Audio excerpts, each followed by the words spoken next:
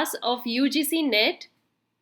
We are doing Unit 7, and as you know that we started electronic fund transfers, that is internet banking. Internet banking का हमने कल जो भी scope देखे हैं, what are the different types of internet banking, we have various methods या types of internet banking, that is transactional, communication, just information. तो जो हमने ट्रांजैक्शन किया था माय डियर स्टूडेंट, ट्रांजैक्शंस को भी फर्दर डिवाइड किया गया है कि इलेक्ट्रॉनिक वे से इंटरनेट बैंकिंग में हम कितनी तरीके से ट्रांजैक्शंस करते हैं. ट्रांजैक्शंस मींस फंड्स को ट्रांसफ़र करते हैं, and that is very important to know. अगर आप यूजीसी नेट की प्रिपरेशन कर रहे हैं तो आपको हर टॉपिक को बिल्कुल डीपली डिस्कस करना पड़ेगा, बिल्कुल टॉपिक के डीप में घुस जाना है कि कहीं से भी क्वेश्चन अगर बनेगा तो हमें उस टॉपिक के बारे में, उस पर्टिकुलर वर्ड के बारे में नॉलेज है. So transactions, you all know that internet banking में क्या होता है, ट्रांजैक्शंस ऑनलाइन की जाती है.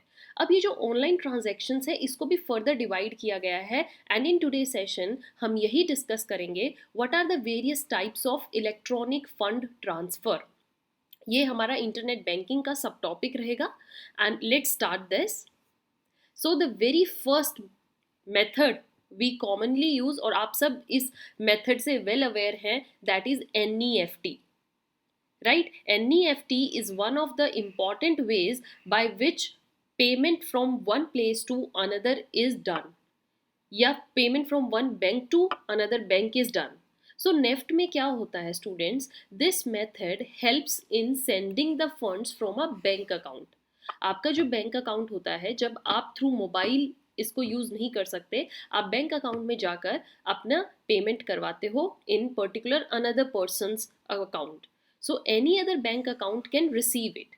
ओके, सपोज आप एक सिटी में हैं, आपको अपने जो पैसे हैं वो किसी रिलेटिव के अकाउंट में डलवाने हैं, तो आप बैंक में जाते हैं, अपने अकाउंट के थ्रू, चेक के थ्रू आपके जो अकाउंट में पैसा है वो आप देते हैं, और वो ट्रांसफ़र हो जाता है दूसरे पर्सन या जिस भी अकाउंट में आपको डलवाना उनके अकाउंट में ऑटोमेटिकली वो आ जाता है. सो इन दिस ऑल्सो जो बैंक्स होते हैं दे सेट द लिमिट कि कितनी लिमिट तक आप NEFT को यूज़ कर सकते हो. Also it only requires the IFSC and account number. इसमें आपको क्या चाहिए, दूसरे पर्सन, जिस पर्सन के अकाउंट में आपको पैसे डलवाने हैं उस पर्सन के अकाउंट का IFSC ये कोड होता है, and that persons account number, जिसको हमने क्या बोला है, रिसीवर. मीन्स जिसको पैसा रिसीव होना है आपको उस पर्सन का IFSC और अकाउंट नंबर पता होना चाहिए, उसकी डिटेल्स दीजिए बैंक में, और वो आपके खाते में जो पैसा है वो उस पर्सन के खाते में ट्रांसफ़र कर देते हैं. और ये बहुत ईजी मेथड होता है to send the money to a bank account from one account to another account. But अब जब हम NEFT डिस्कस कर रहे हैं तो आप सबके ये क्वेश्चन तो राइज होगा कि what is this NEFT, what it stands for. So my dear students, it is National Electronic Fund Transfer. NEFT stands for National Electronic Fund Transfer. मैं जितने भी आगे आपको ये जितने भी सब टाइप्स करवाने वाली हूँ, आप सबको इन सब का जो ये NEFT stands for what, further type stands for what, ये सब दिमाग में रखना है, याद रखना है NEFT के को हम फुल फॉर्म में क्या लिखेंगे. Next we have RTGS. RTGS के बारे में भी आप सब जानते हैं. RTGS क्या होता है, it is for the large money transaction. ज़्यादातर इसको बिजनेसमैन या इंडस्ट्रियल पीपल यूज़ करते हैं. तो जहाँ पर आपको थोड़े ज़्यादा अमाउंट के पैसे को ट्रांसफ़र करना है, so in that way we use RTGS, and this is helpful for the people who send huge amounts, like जिनका रेगुलर बिजनेस है, जिनको अपना मटेरियल का पेमेंट करना है, सप्लायर्स को पे करते रहना है, तो वहाँ पर RTGS यूज़ होता है. सो द मिनिमम यहाँ पर जो लिमिट रखी गई है वो है 2 लाख रुपीज़, कि अब मिनिमम जो है वो 2 लाख से स्टार्ट, 2 लाख से कम है तो उसमें RTGS नहीं होता स्टूडेंट्स, उसके लिए आपको NEFT या कोई और मेथड यूज़ करना है.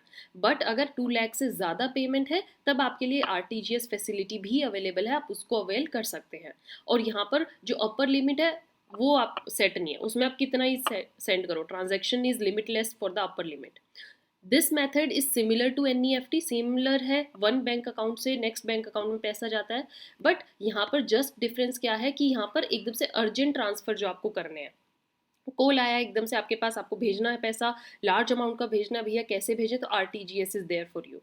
रिसीवर जो है उसको पैसा अंडर 30 मिनट्स मिल ही जाता है, विद इन 30 मिनट्स उसके पास पैसा ट्रांसफर हो गया wherever he is in any corner of the world, right. So this method is helpful for the businesses, because businesses में ही हमें ह्यूज पेमेंट करनी पड़ती है in daily routine.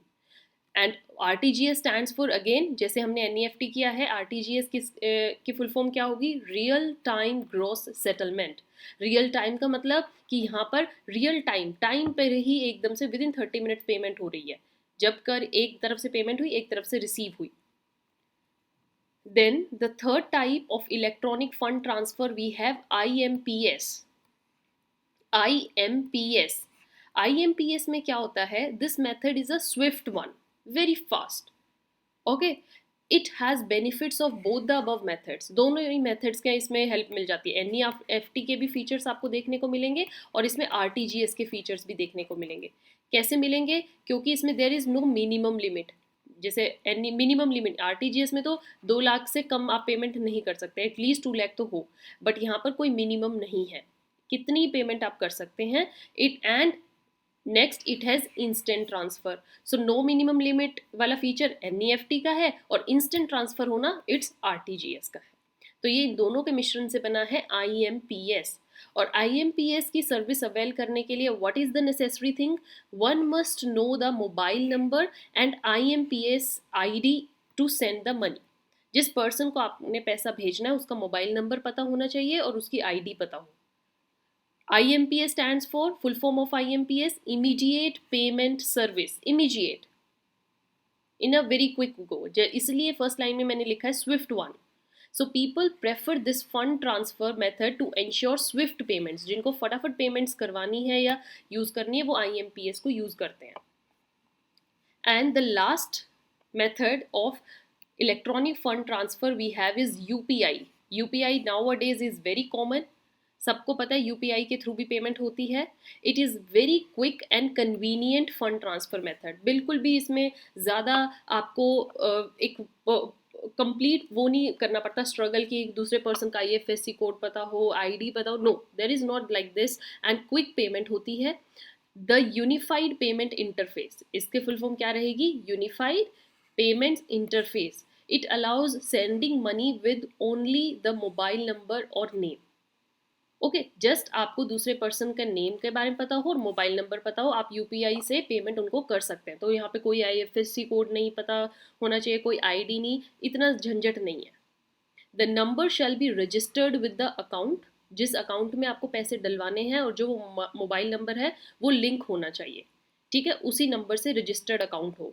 This payment happens with the virtual payment address.